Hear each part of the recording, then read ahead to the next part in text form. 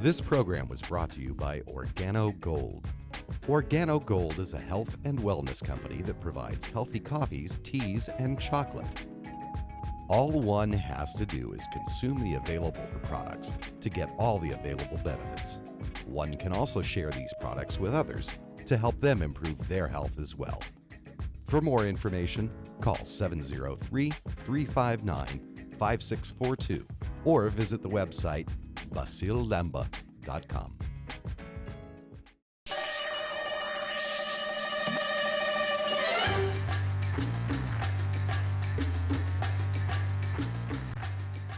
And now, Fairfax Breakfast Club with your host, Basil Lemba. Welcome to the Fairfax Breakfast Club show. My name is Basil Lemba and I will be your host. The Fairfax Breakfast Club is a weekly program in which we bring to you valuable and workable know-how you can use to improve your networking skills and grow your business. We always start the show with a quote, and today's quote is from a great shipping merchant, and here it is: "We must free ourselves of the hope that the sea will ever rest. We must learn to sail in high winds." Aristotle Onassis. With us today in the studio, we have someone whose business is actually shipping, and her name is Jane Barnett. Hello, Jane. Hi, Basil. How are you? Good. Very good, very good. So you like the quote from Onassis? It's very good. The high seas can be pretty scary. But you still have to make sure that the shipment get there. Absolutely. So tell us about your business then, Jane. Well, you know, I've always wanted or hoped to go into international relations, because that's one of the reasons why I came to DC to launch my career 20 years ago. Mm-hmm. But I didn't have a master's degree or any fancy education in that respect. When I found out that I could be a business consultant, leveraging my business-to-business sales career, everything I learned about customers, people, and about international shipping, and tying it into the Washington, D.C., Virginia, and Maryland area, mm-hmm. And that I could be a third-party independent consultant, not working directly with freight forwarders mm-hmm. or carriers, but working with those that are trusted and best for my customers, that it was the best of everything. Okay. So you started your own shipping company? Yes, and I'm a shipping consultant, third-party, mm-hmm. So I'm not a carrier per se. Okay.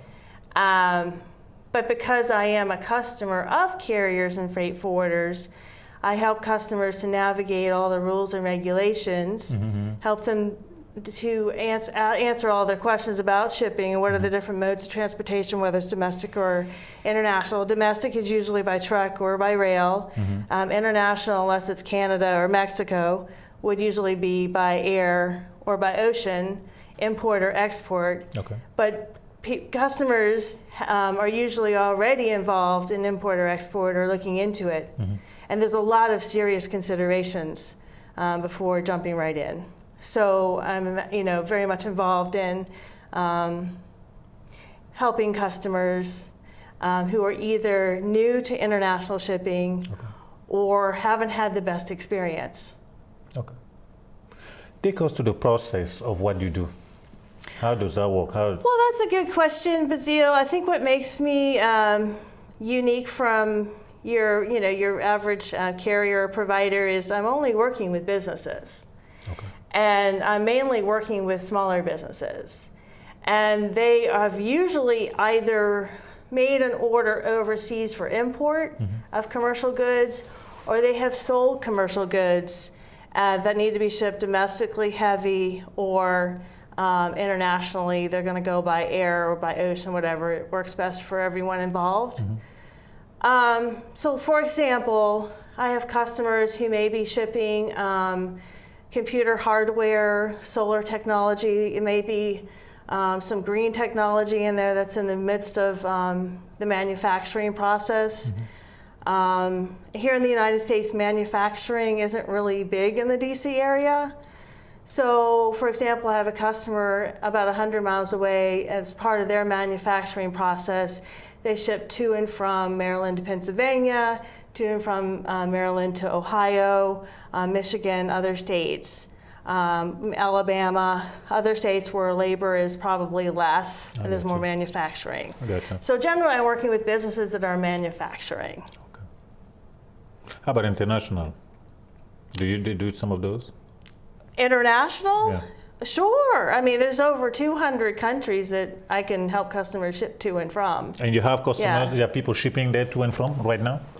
Yeah, I mean, I get all kinds of questions. I mean, the shipping emergency phone calls are pretty much nonstop. I had one a couple of weeks ago. She said, I'm having an emergency about my shipment. I said, can you give me an idea? What is it we're talking about here? Mm-hmm.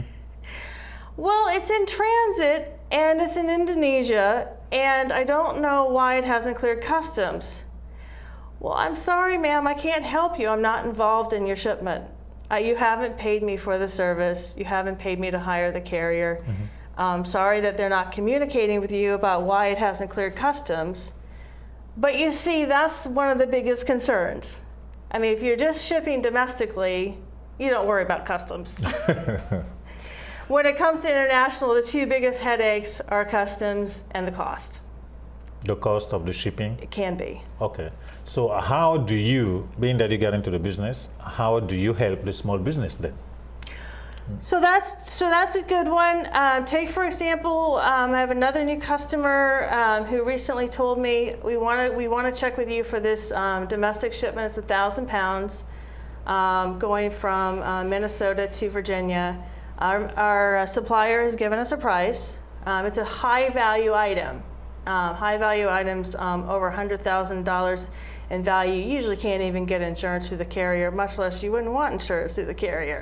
So I offered them both a quote for transit and cargo insurance for $300,000, and they said, all in all, that my price was 30% less, and they could actually reach me on the phone. You know, there's no 800 number. It's just call Jane. You know, and you know, I get it done. Mm-hmm. And because I'm set up as a customer of carriers and freight forwarders, depending on the need, I reach out to them as part of the customer service process. When is the pickup and delivery? What's the tracking number? And I get the information out, you know, to the customer. It's not just me taking someone's money to help with the shipment. It's you know, providing customer service that leads to repeat business is my number one priority.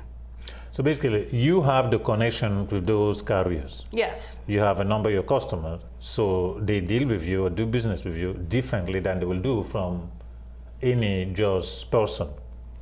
Who just do once in a blue moon, whereas you get them business regularly. My customers see me as more than just contacting a carrier, but they see me as contacting a trusted friend or advisor. The reason why that works is because the conversation starts out with, well, what's gone well so far? What hasn't gone well so far? And you know, it could be anything from, you know, nobody communicated with us about the fact there was going to be a signature required for the delivery. I recently spoke to a woman who has a small business and she does marketing, and she has a customer in Germany, and she needs to ship printed materials 170 pounds to Germany next week. The printer gave her a quote. She's not happy with it. She called me. Mm-hmm. I said to her, the most important thing is your customer. And the best thing for you to do is to find out which location is going to be easiest for them to pick up from, FedEx, DHL, or TNT. Because those are their three choices really for a package that size going to Germany. Because the package is going to need to be signed for. And I may not be involved in all three of those carriers, but I'm looking out for what's best for the customer and their customer. And I think that's what leads to people saying, hey, we're going with you. We're trusting you. Okay. So every shipment is different, Bazil. You have no idea some of the calls I get. So basically with you, they get customer service and attention that they wouldn't have with the other bigger carriers. Is that what it is? Kind of, except I have service providers through UPS networks, through DHL, through TNT, through International Freight Forwarders. What is TNT, by the way? You keep saying that. They're a European-based carrier. Okay. I wouldn't offer you TNT unless you're shipping to or from Europe. I wouldn't offer you FedEx if you're shipping to or from Africa or South America. They're just not as well integrated. And I've heard stories about businesses who are using, I won't mention any more specific names of carriers, but just that it's always in the best interest of the customer. And then you also have to look at the size. There are just some commodities that cannot go on an airplane. And this summer I had a customer who sold some high value medical technology to a customer, a medical facility in Bogota, South America, Colombia.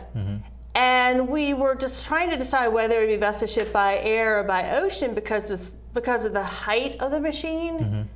It wasn't going to be able to fit on just any Aerojet, but from one of the 5 major airports where you can fly, where the airlines fly to Colombia, one of them happens to be Dulles.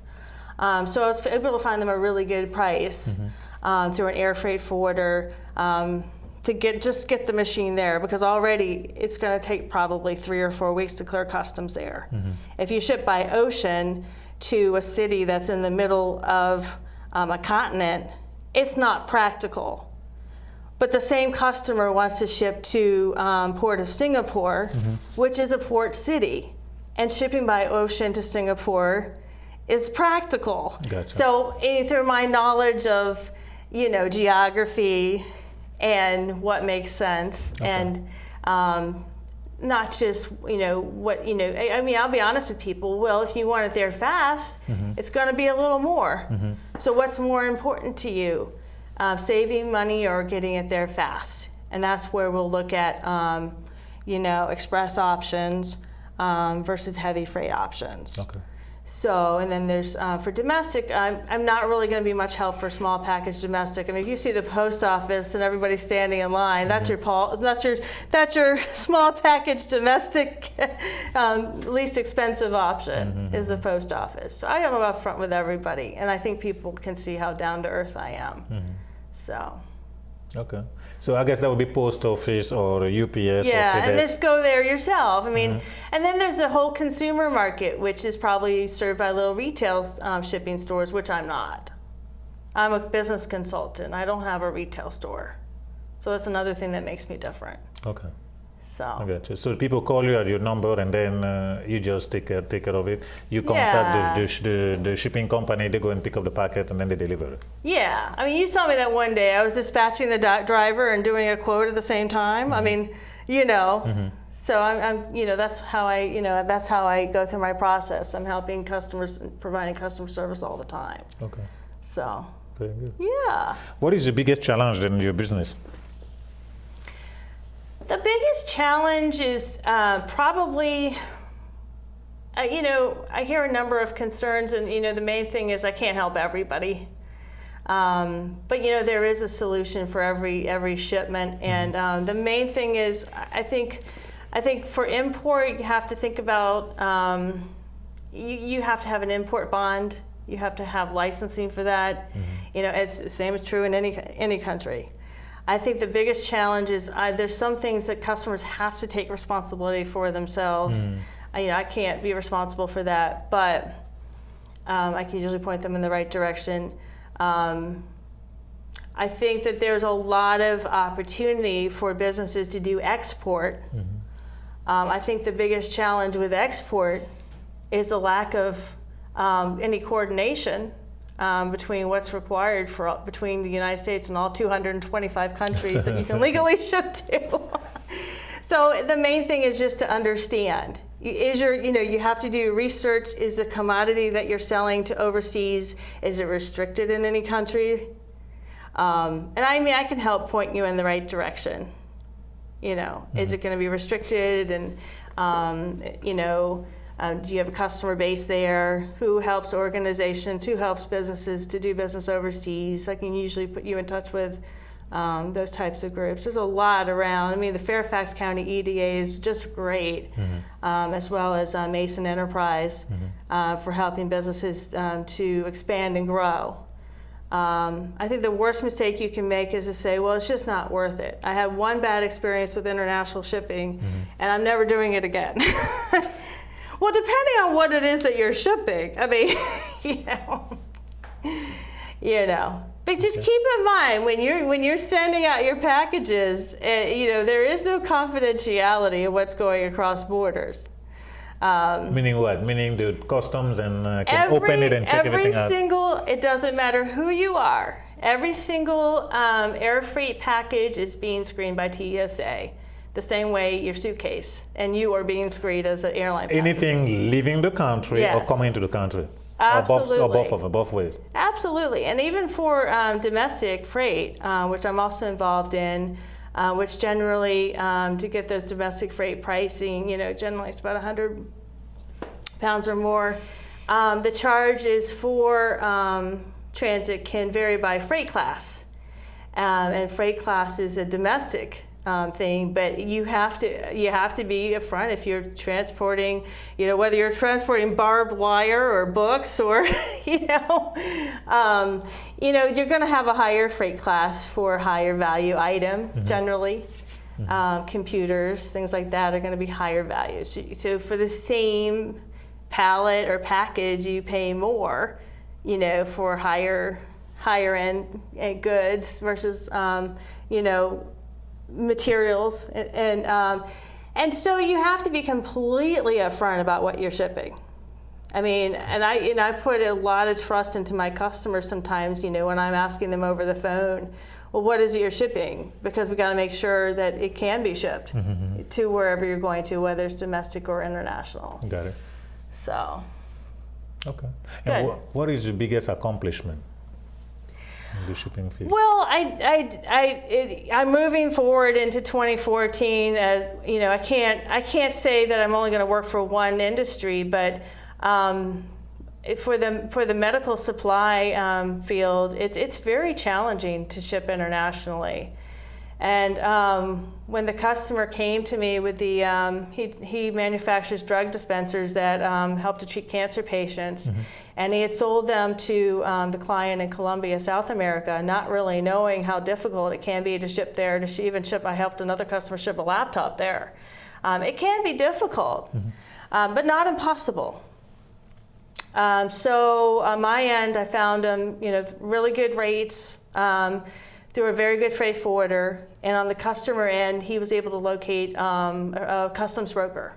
You have to have that. And because of free trade agreements in some countries, specifically in South America, for example, Colombia, Mexico, which has always been part of NAFTA with the US and Canada, as well as Brazil, there's going to be goods such as medical technology, which are definitely going to be tax-free. But you have to know how to apply for that and how to fill out the paperwork correctly.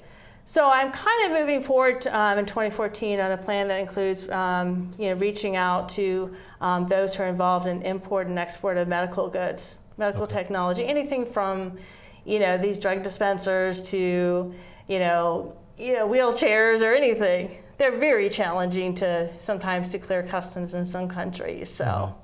But it's not impossible, and there's certainly incentives with some of those free trade agreements. Okay. And also, we have the U.S. has free trade agreements with several countries in Asia and around the world. So I'm pretty knowledgeable about those different avenues. Okay. Yeah. Very good. Now, I have a question for you. You attended a Breakfast Club event. Why don't you tell the audience how you like the breakfast event? I really like it, Basile. I think you're one of the best connectors I've ever met as far as, and you do a really good job of teaching people how to network. And you must bring thousands of people to your events because if you want to come out and have a good time and in a very low pressure environment, to both learn about others' businesses and to promote your own. And whether you're a business owner or a sales rep or whatnot, you definitely want to come to Basil's Expo and to his breakfast clubs. So I'll be Folks, seeing you there more. I didn't pay her, just so you know. And so 2014 is right around the corner. That's right, that's right. Yes, you mentioned the Breakfast Club. We host a monthly breakfast event. We want you to know that here in Fairfax at Old Town Hall, 3999 University Drive. And we just have the biannual expo last Friday, a week ago.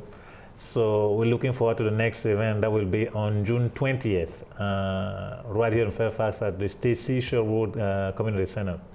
We're going to have about 100 exhibitors there. We'd love to have her back as one of our exhibitors because we want to introduce her to many more business people so she can help them with the shipping.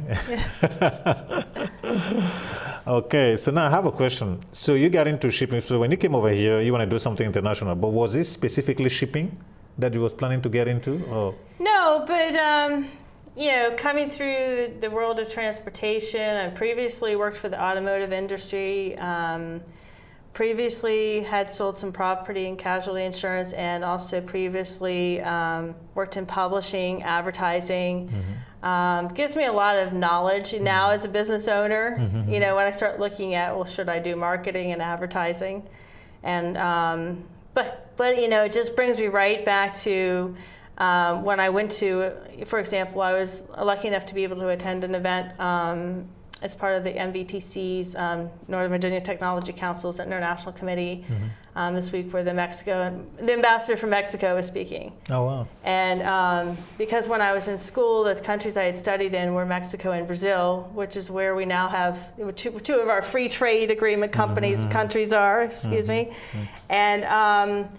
And it just kind of ties everything together. I sat in classes in college about, development, of the third world and specifically of some of these areas. And it's just so good to see that there is progress being made. And it's part of the larger business community. And you couldn't find a more international place than Northern Virginia and Maryland and DC. So. And I wouldn't miss your breakfast club, so I'm going to be there in January. Yeah, definitely. Yeah. Love to have you. The next one is on January the 16th. Yeah. Definitely looking forward to having it there. And it's great because with all the people who attended the expo now, they found out about it. So they'll be coming. We already have people signing up, people scheduling themselves. Do you have a maximum number of attendees? Do people need to register ahead? We like to cap it at 40, though we have gone beyond that. But I think as long as we know ahead of time, we can kind of like get a little bit those. I mean, truly not, because you never know. You know when they are there. Yeah. Because as you know, sometimes people can schedule themselves, they don't make it. But 40 is good because it allows to have that quote unquote lack of intimacy. Because when it's too big, it becomes easily impersonal. So people do not think they matter or they count. But when the crowd is small, like between 20 and 40, they feel their voice count. Yeah, yeah. They feel they matter. But if you put them into a big, now not that an expo is something else, because that's a trade and that's another story. But if just a get together, when it goes too much, the person just look at himself as a small Joe Blow in this crowd. Yeah. Right. And so you help people to learn more about, expanding your network and things like that. Yes, it's fundamental, because what I came to find is that the word networking is very much used, but not necessarily broken down to people as to what it is, what's workable, because everybody has the definition of it. For some, you just go into a meeting and then pass a business card, or put your business cards, how many people, hands are possible. But it's not really that. It is caring about the other people, seeing what you can do for them, and then from there become easy flows. What is the furthest distance from that your attendees have come from to come to your breakfast? Maryland, DC, they've come from all over the place. Maryland is, I said, the DMV area. Though at the last show, we have somebody who has a booth from Pennsylvania. Right. They drove all the way. Right, I know, I met them. Yeah. I was really impressed. Yeah. They came all the way, and they're planning to come again. I think the greatness of our events is that one of the things we work on is that anybody who comes there is welcome and feel comfortable. Right. I mean, to us, that's like the bedrock of it all. Right. Everybody welcome. There is no clique per se. There is no. We bring as much as we can everybody together so we're comfortable. And then the ice is broken, and then And you have so many different businesses represented. Oh yes. That everybody feels, like maybe they should come, even if whether their profession is common or not, because more likely than not, there's going to be a place for them. It's all about who shows up that day. Exactly. Yeah. So. Yeah. Yeah, and the people are looking forward, even though, like for example, in shipping, somebody else might know somebody else in shipping, and that's what we try to teach also in networking. It's not just necessarily if you can be my customers, but who do I know that could be your customers? Yeah. Yeah. You see, and that's something that we get out there, because that's what networking is. Not necessarily, I'm not doing shipping, so therefore we can't talk. Okay, I'm not doing shipping, but let me think. This person over here knows those shipping. Right. So I would like to introduce that person so you can provide them, at least show them what you have to offer. Right. And you always have a lot of other interesting people coming. For example, you always have the SBA there, which is always a good resource for businesses. The FAIRFAX Economic Development Authority also, they were there last time, you mentioned them. Right. We bring them there because it's a resource for the businesses, but they seldom connect. Business people seldom go to FCA or EDA office or to the SBA, so that's the opportunity. That's why we bring them in, so people can get a chance to meet with them. And it's a great way to get the word out about your business. Absolutely. Yeah, okay. Definitely. Well, I thank you very much, my dear, for coming to our show. You're welcome. Yes, we're looking forward to seeing you at our breakfast event. Okay. January the 16th. And to our guests, I thank you very much for tuning in, and we're looking forward to seeing you next time. In the meantime, Merry Christmas and Happy New Year. Have a nice evening. Bye-bye.